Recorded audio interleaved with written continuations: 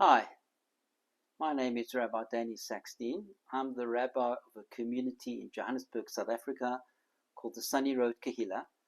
And I would like to pay a tribute to Rabbi Berel Wein, the tribute of a Talmid to his Rebbe. Rabbi Wein passed away. We've just been through the Shiva a few days ago. He was a person of extraordinary accomplishments, a wonderful rabbi, an outstanding orator, a gifted writer, a leader, a filmmaker, a person of incredible accomplishments. And I would like to, with the time we have together, divide this tribute into three parts. 3 parts or 3 P's. We'll paint the portrait of Rabbi Wein. I'll share with you my personal reflections as a Talmid and my personal connection. And the final P will be a perspective, the wonderful perspective that Rabbi Wein had about the world. So I think it's important to get the background in order to appreciate who Rabbi Wein was and the Masorah that he brought to the world and the link he was in the chain, a bridge between generations. Rabbi Wein was born on the 9th of Nisan, 1934 in Chicago. How did he get to Chicago, which I think is an important subject to talk about. And we then get the portrait and the picture of where he was coming from, of how he grew up, and of what molded him in such a way. Rabbi Wein's father, Rabbi Zev Wein, was a tremendous Talmid Chacham. He was zoicha to learn in Grodno under Rabbi Shimon Shkop. Rabbi Shkop was one of the Gedolei Rosh Yeshiva of Lita. He was the Rosh Yeshiva in Tales, and then he went to Grodno and started his own yeshiva. As was quite normal at the turn of the 20th century, the Jews in Lithuania were very poor, and they didn't have means of income. They were restricted commercially, and they faced tremendous anti-Semitism. And America had already opened up, as Rabbi Wein quoted often, the stat that between 1880 and 1920, more than 2 million Jews left the shores of Eastern Europe and arrived in the United States, many to the UK and many here to South Africa. That's how South African Jewry was established, with most of our Kehillah here in South Africa are Litvaks, probably over 90%. And most of them came at that time, at the end of the 19th century and beginning of the 20th century. And so the United States already became an established place for Jews, and there was prosperity in the United States. And so the Rosh Yeshiva of Lita went to America to fundraise. It was very common. Rav Shimon Shkop did so. He spoke in Reitz, Rabbi Isaac Elchanan Theological Seminary in 1928. He was offered to be the Rosh Yeshiva of Reitz. He went back to his Talmidim in 1929, and he told them prophetically, he said to them, Europe is over for the Jewish people. Amazing thing to say in 1929. That's where the center of the Jewish world was, and for centuries that was the center of the Jewish world. And he said it's over. The sun is setting on European Jewry, and the future for the Jewish people is the United States and is Eretz Yisrael. And so he encouraged his Talmidim to go to the United States and to build Torah and to teach Torah over there. Rabbi Wein's father listened to the call of his Rebbe, and he went to America. And he was in Torah Vodaas in New York, one of the few established yeshivas at the time in America. And there was a very wealthy Jew who offered the best bocha, the best student in Torah Vodaas, a prize of $500. And so they set up a test, and Rabbi Wein's father won the prize. He won the $500. He, like Rabbi Wein, was a great genius. Rabbi Zev Wein, in Grodno, Rabbi Wein tells a story of how they didn't have a complete set of shas in the yeshiva, and they had multiple mesechtas, tractates, but there were some missing. And the missing ones, there was only one set of shas in all of Grodno, which was owned by a very wealthy man who kept it under lock and key for good reason. And they sent Talmidim to go and to this man's house and to memorize mesechtas. The ones that were missing, they wanted them to be memorized, so that if they needed to find out what the Gemara said in that Masechta, they would just ask that person who memorized the whole Masechta. Rabbi Wein's father memorized Chulin. He memorized Chulin Balpeh, all of Chulin, which is phenomenal. And so he too was a brilliant person. Rabbi Wein said he was photographic, and he had won this $500. And he was now marriageable age, looking for a shidduch. There wasn't a large frum community, yeshivish community at the time in America. And somebody said to him, there's a chashuv rov, a big Talmid Chacham, whose name is Rabbi Chaim Rubenstein, who lives in Chicago, and he has 3 daughters. Maybe one of them would be fitting to be a wife. Maybe go meet them. And he did so, and that's how he met his wife. How did Rabbi Rubenstein get to Chicago?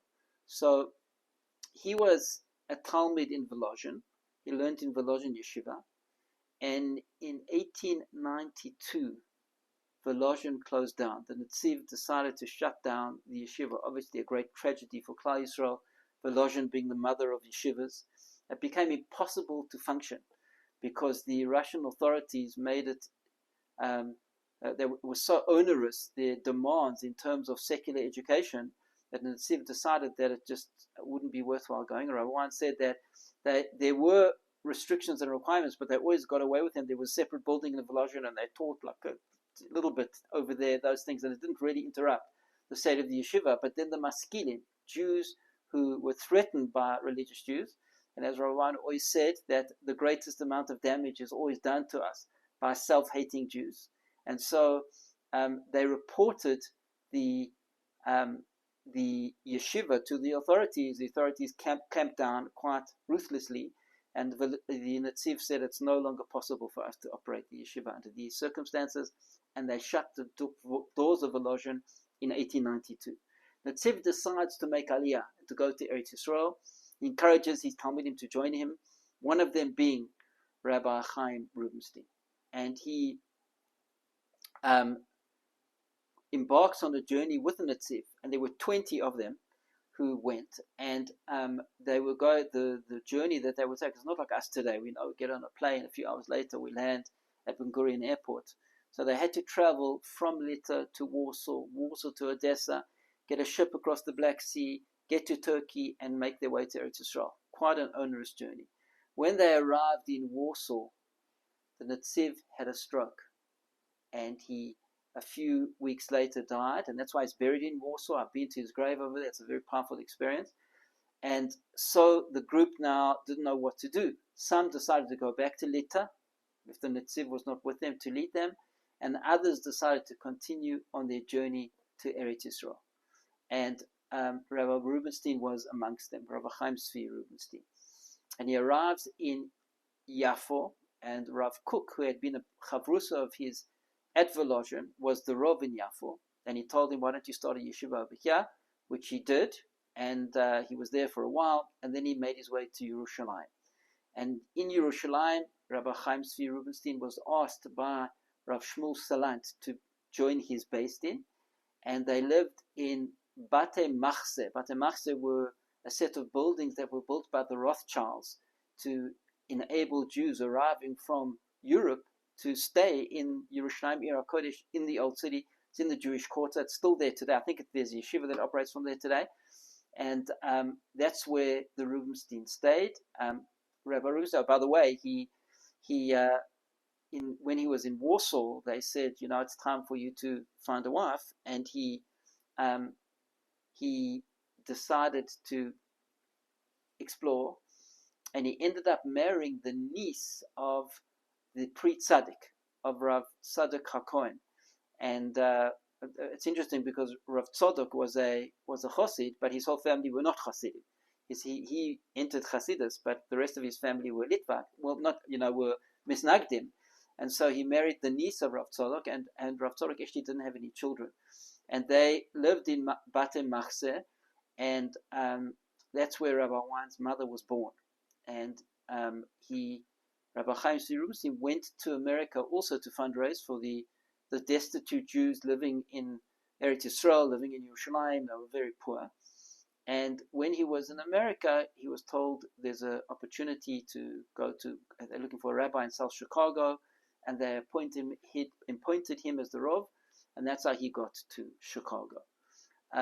And so Rabbi Wein was born to his parents in 1934, and he, at the age of 12, went to the yeshiva. So his grandfather had started a yeshiva in Chicago. He became the Rav of a Kehillah over there, and he started a yeshiva as well. Rabbi Wein went to the yeshiva, and he said it was very difficult for him at first because he was much younger than the other boys. He was 12 and they were 15 or 16, which is not easy at that age. And however, he said that his time in the yeshiva was an incredible life-changing experience. He said he didn't realize it at the time, but looking back, he grew up with all the teachings and the values and the outlook of Lithuania, because he had his father, he had his grandfather, his grandmother passed away, and his grandfather actually moved in with them, and he had his Rabbonim. His Rabbonim were all Jews that had survived the Holocaust, that had been through the Lithuanian yeshivas, who are now in America. And he mentions, of course, the famous Rabbi Mendel Kaplan, who was a legend in Chinuch in America, and Rabbi Chaim Kreiswirth, who was a great genius and Rabbi Wein called him his Rebbe, and there was Rabbi Rogoff, if I'm not mistaken, over there as well, who also had an indelible impact on Rabbi Wein in his life. So he said that growing up in that environment, he saw the world as a good place, a place of love, a place of care, a place of compassion, a place of meaning, a place of beauty, a place of purpose. That was the rich soil in which he was planted and which he grew up. And then he said he went to university and he got a real shock because he thought the whole world was like that, the great loving environment that he was surrounded by. But he got a rude awakening in university. He said that in university he saw a whole new side of humanity, a cynicism and a negativity and a bitterness which he had never seen before. Why did he go to university? Well, he says that they told his parents that obviously, so on his father's side there's a long line of Rabbonim. On his mother's side there's a long line of Rabbonim, and he had all the ability and personality to be a Rav, and he definitely certainly wanted to be so. He got his smicha in the yeshiva, but they told his parents that there's no future for Orthodox Jewry in the United States, that in the 50s, many of the communities, I think even most of the Orthodox communities, were changing to conservative, were becoming conservative. And so they said there's no way that there's no future for an Orthodox rabbi to support his family, and he certainly wasn't going to become a conservative rabbi. And so they said you have to make a plan. And he had somebody in his father's shul, was a lawyer, who said he'd give him articles if he passed the bar exam. And so he went to university and he went to law school. And he was married, and his wife was Jackie, her father was Rabbi Eliezer Levine, who was a rabbi in Detroit for many, many years. And Rabbi Levine actually spent some years in the home of the Chofetz Chaim, because he was an orphan, and the Chofetz Chaim took him in incredibly, and then he went to the yeshiva and he got smicha and he got his first position, and so that's Rabbi Wein's wife, and he became a lawyer and lived in Chicago. Was a very successful lawyer for 7 years. He said he had a successful law practice as well as a business that he had bought with partners that he was running. And so it was quite a exciting period, but wasn't going to be the future of his career. What happened? So he explains that he was running the business, and an old chavrusa of his came to see him, and a rabbi named Rabbi Rotman, who went on to open Merkaz Torah Yeshiva in Talpiyot in Yerushalayim.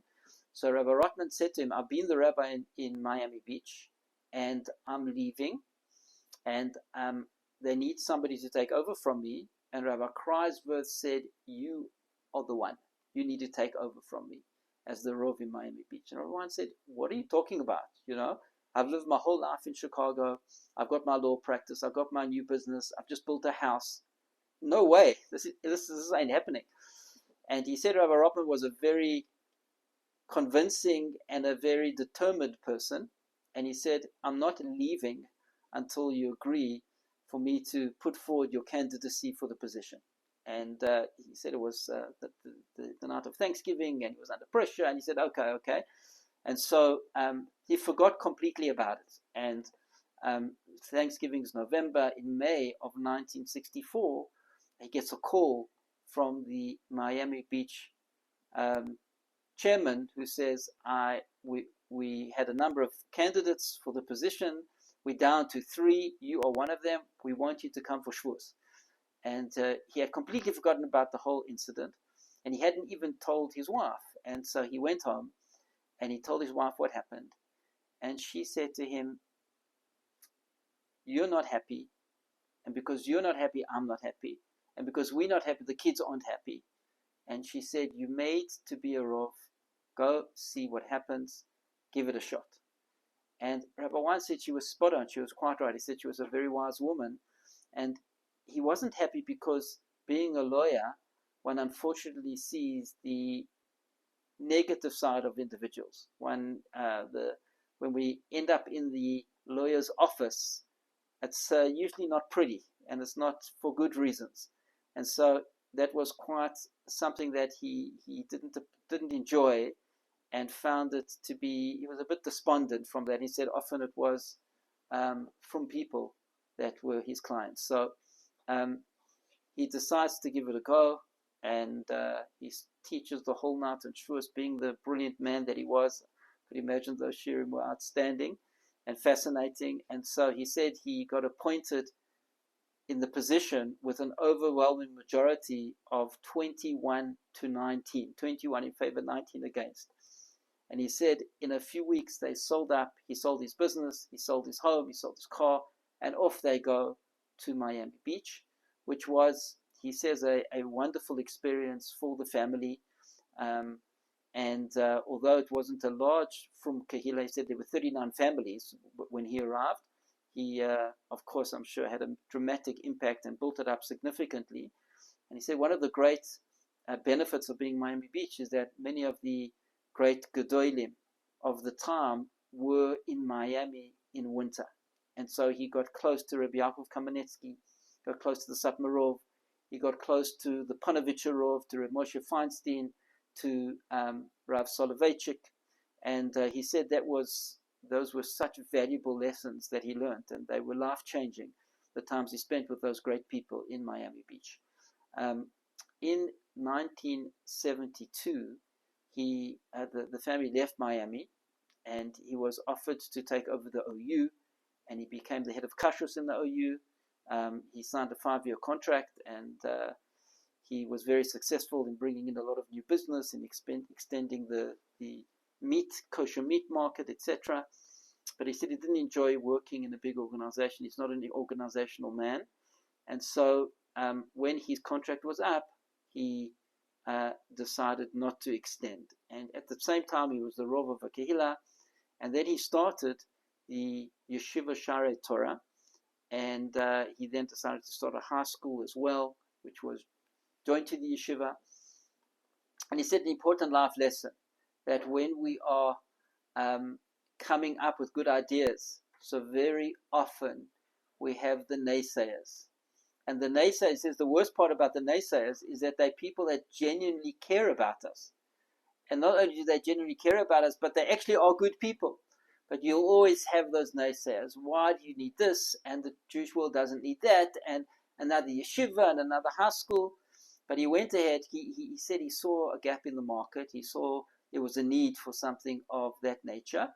And so he decided to open the yeshiva and the high school, which you don't need me to say, which of course was a great success. And that's when he started recording in the 80s, his famous history series.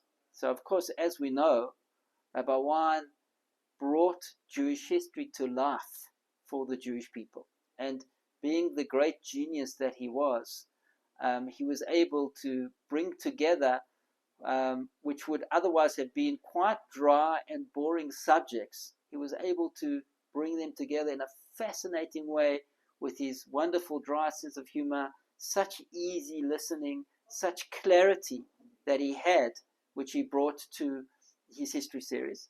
And he was the first one to actually come up with recording on cassettes and make those available. There was the technology back then in the 80s. And he was a great visionary with regards to disseminating Torah. And so he realized that it would be an opportunity for people to hear these talks, these shiurim, and it was very successful, very popular.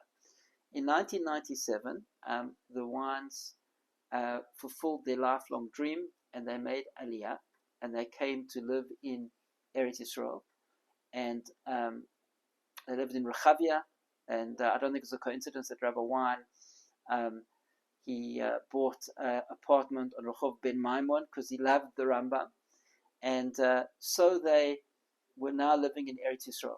Yerushalayim was a new chapter, and after a short time, Rabbi Wein was appointed as the Rov of the Beit Knesset Hanasi in Rechavia, and he had now fulfilled his dream of being a Rov in Yerushalayim. So that's a quick overview of a portrait of who he was and where he came from and his life story. So now let me talk about personal reflections. The first piece, the portrait. Now we're going to look at personal reflections. So, of course, just to mention that then he started the Destiny Foundation, which was a platform through which he was able to share his Torah with the world, share his history series, and share many other wonderful opportunities to learn from him. And the Destiny Foundation, there's been over 1 million shiurim listened to or downloaded from his Destiny website, which is quite unbelievable.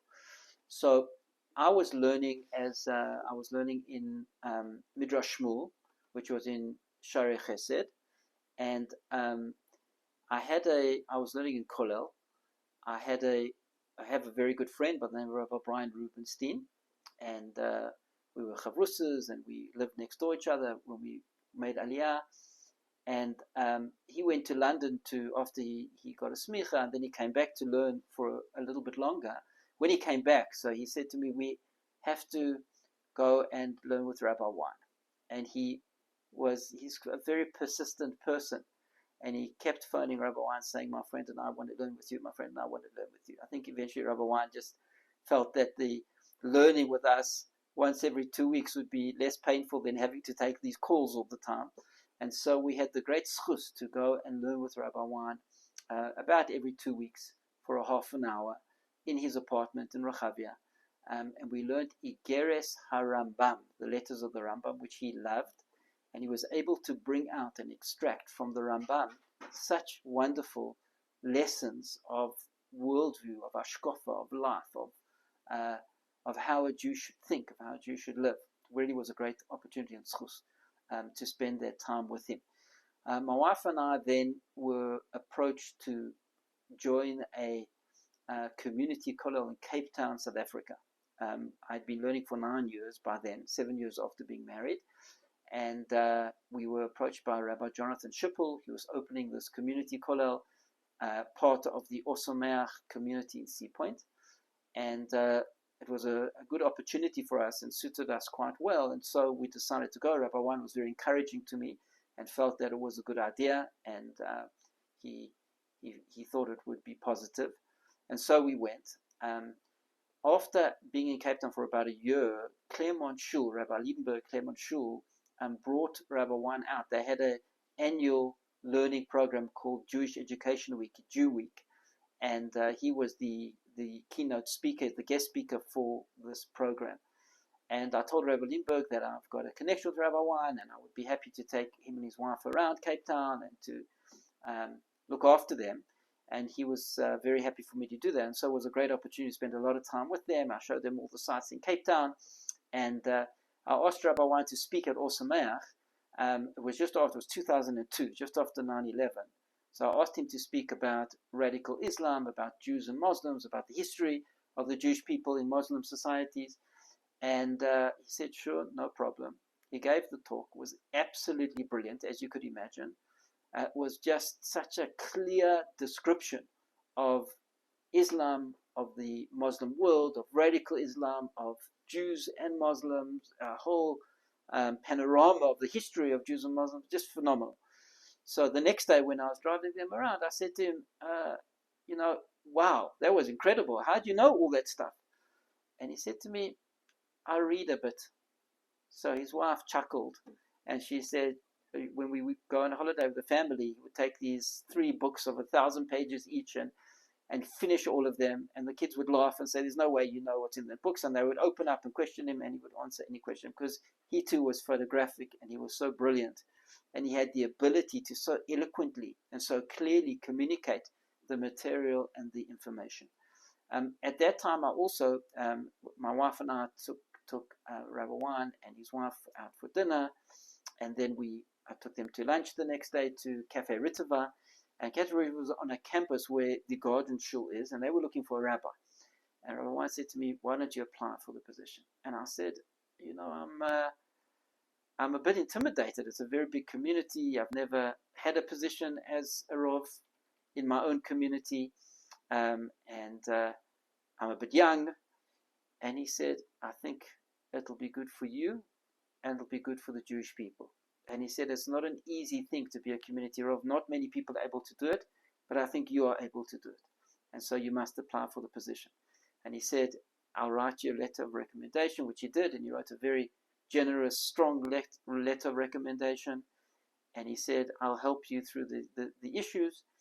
And he said that it'll be a great platform to reach people. And of course, as always, he was exactly right. He was 100%. And I applied for the position. I got the position. And when I got the position, I said, next year is our centenary. Please will you come as our guest speaker? Because the building was built in 1904, so it was 2004. And it was, obviously a great celebration, and he agreed to come, and he came. And there was somebody in the community who had a connection at the Mount Nelson Hotel, which is a very fancy hotel in Cape Town, very near the shul. And we arranged for him to stay there. And I remember taking him in, and he loved it. And there was like high tea at 4 o'clock. I remember him saying to me that, this is one of the only places on earth where the empire lives on, the British Empire, because it was like very colonial and British. Anyway, so that was a great opportunity to spend time with him, and all of the issues that I had, and there were a number of them, he navigated me through them and advised me so wisely and so brilliantly. He was so astute and so in touch with people, and so in touch with how communities operate and how personalities work in different communities. And so it was essential, his guidance, to guide me through that wonderful experience, the first position that my wife had as the Rabbi Rebbe of the Garden Shul. Also, a school opened up at that time. Well, what happened was Rabbi Schippel opened a school, and then he went back to America.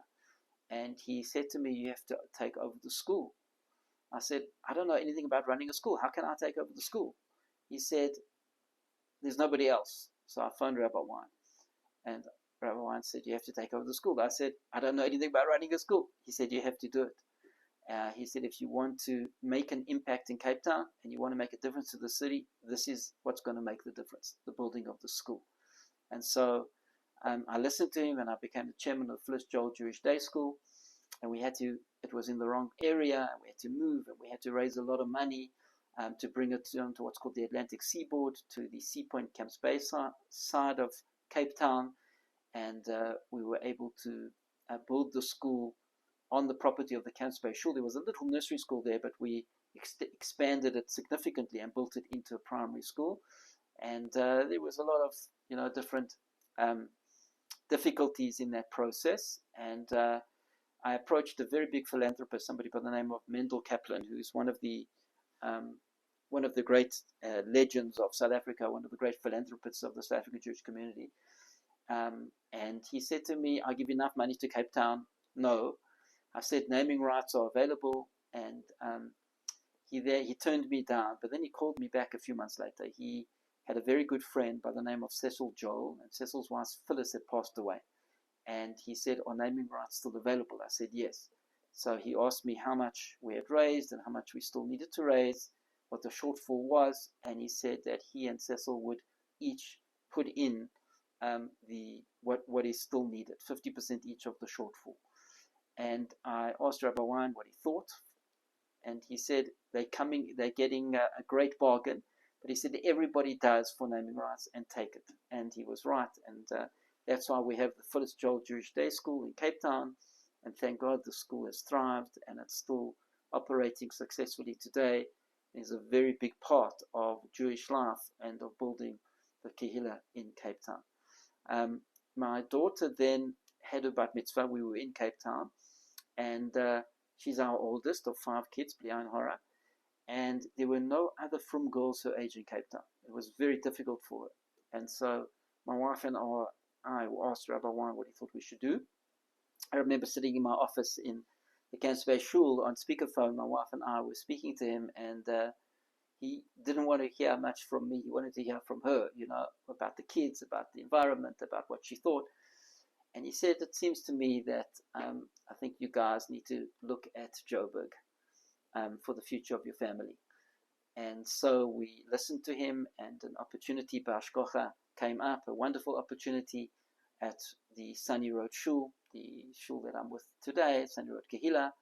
And we then moved to Joburg in 2008 after Rabbi Wein encouraged us to do so. And it was a great move for us. It's been wonderful. We've been in Joburg ever since with this wonderful community. And we've moved premises. We've bought a property, and then we bought another property. It's expanded significantly. We've done a lot of building, and Baruch Hashem B'lian Hara, it's a wonderful kehillah.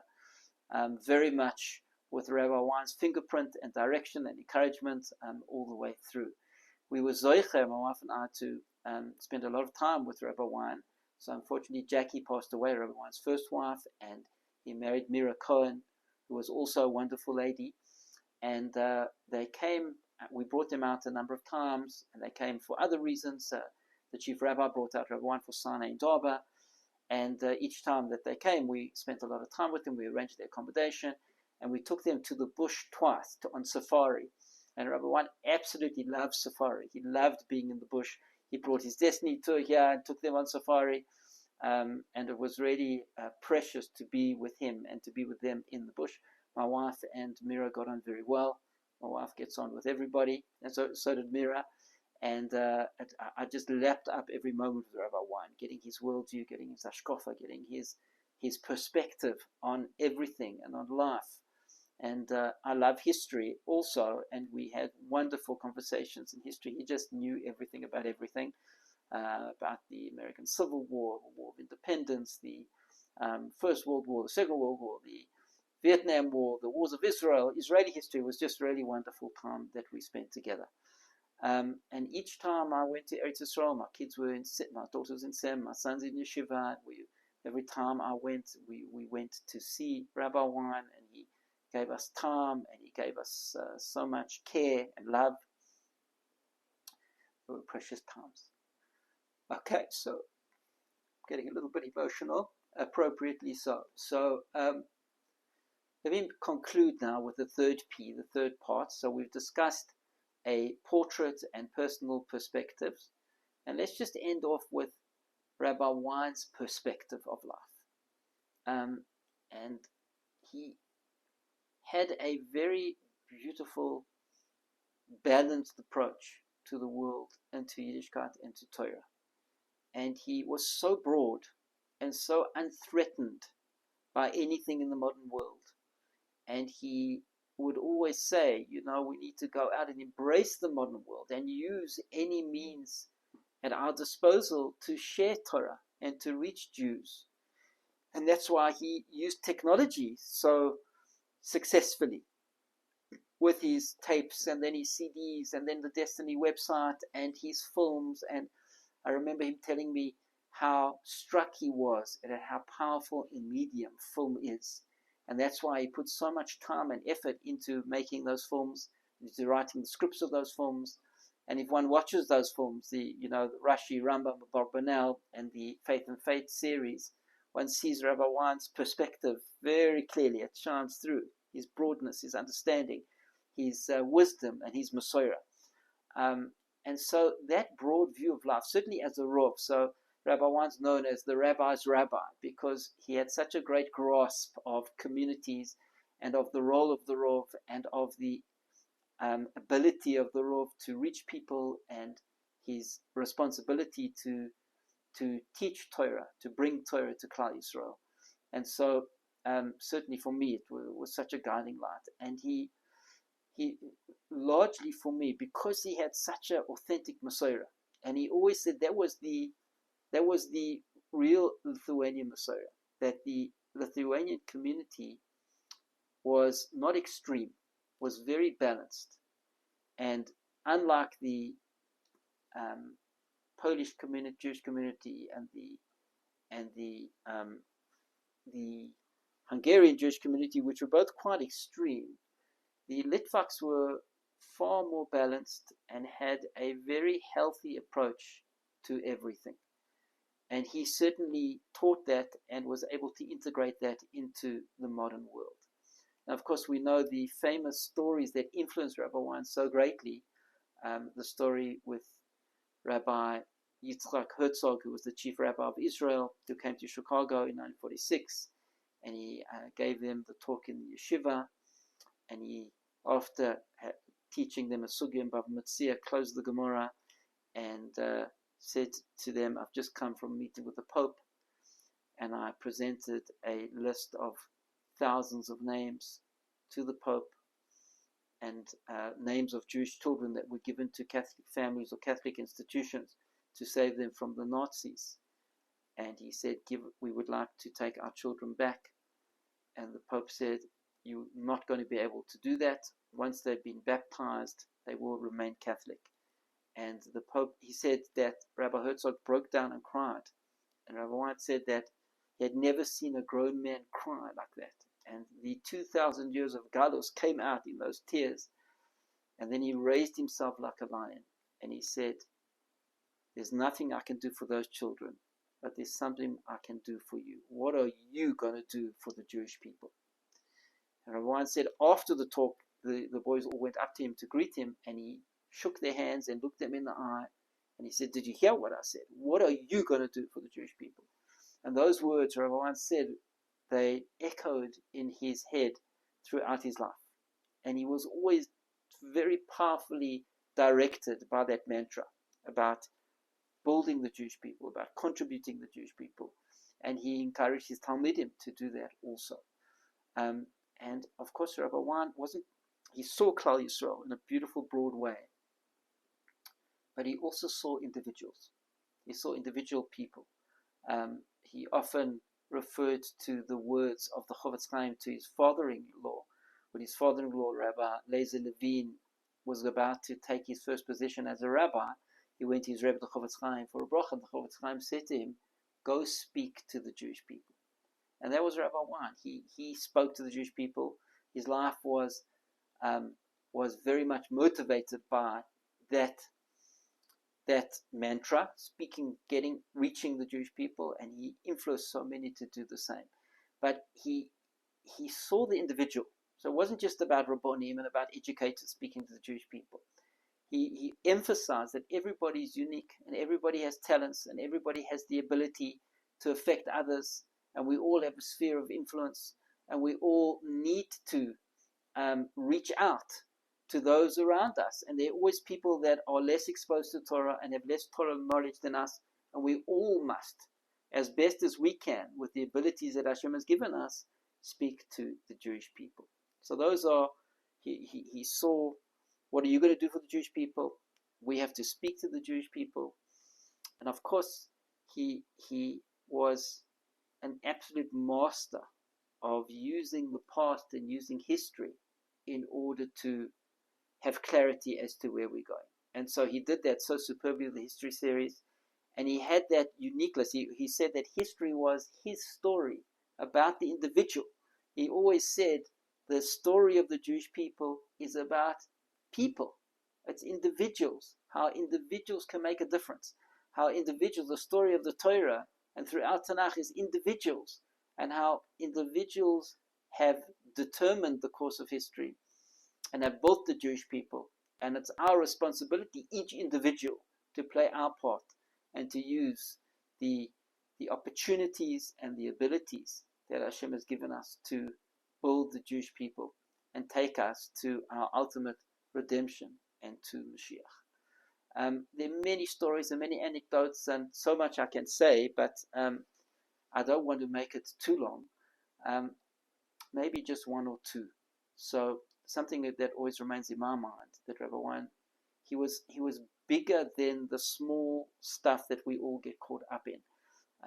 So, sometimes we very much are boxed in as from Jews, and we have our group, and we have our way, and we have our, whether it's Hasidish, or whether it's Yeshivish, or whether it's modern Orthodox, or Mizrahi, or whatever it is. The Rabbi Wein saw through that and was not restricted by that. In fact, he didn't like it when people were caught up in those little groupings.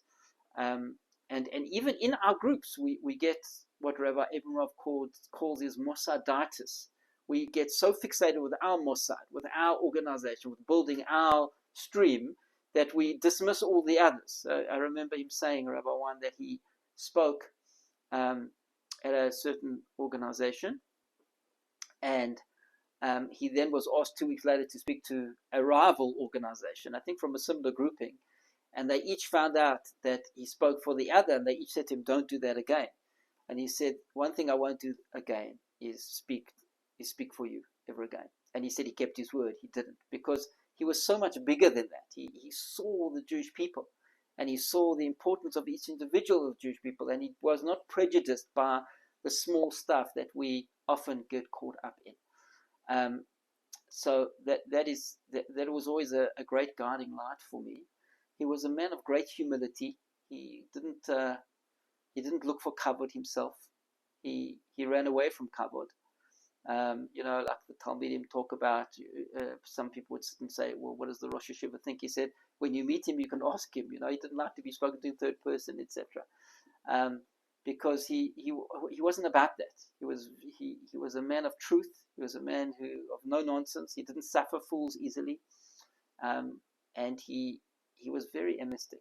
He very much lived on that line of thinking, on that path. And so when we look at his life and see his remarkable accomplishments, his unbelievable, the 18 Sforim that he wrote, 18 books in English he wrote, 3 he co-authored, in addition to I think it's 17 and the 18 is now in print. He wrote 5 Sforim. He was a tremendous Talmid Chacham. And so maybe we'll end with this, that Rabbi Wein enjoyed very much, emphasized the importance of learning Tanakh. And he said that everything that's happening in the Jewish world we see in the Nevi'im, in the prophets. And he said that although there are hard times, and especially now post-October 7th, that it's a difficult time for the Jewish people, but it'll be good. It'll turn out good. And the Jewish story will end in a beautiful way, in a positive way. And we all have our role to play in that. And so he had this beautiful sense of optimism, despite the difficulties and the challenges. And that was something that he imparted with all those that he interacted with, that optimism and that positivity. So please God, the Talmidim should continue to share and illuminate the world with his beautiful Torah, and continue with his guidance and teachings.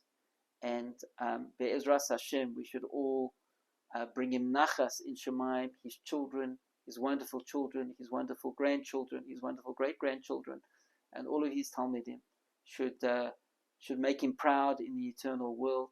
And for me, it was a great schus to have had the connection that I had with this wonderful man, and I'll always cherish it throughout my life. Thank you so much for listening, and please tune in to my 3 minutes of Torah wisdom and wonder every week on my YouTube channel.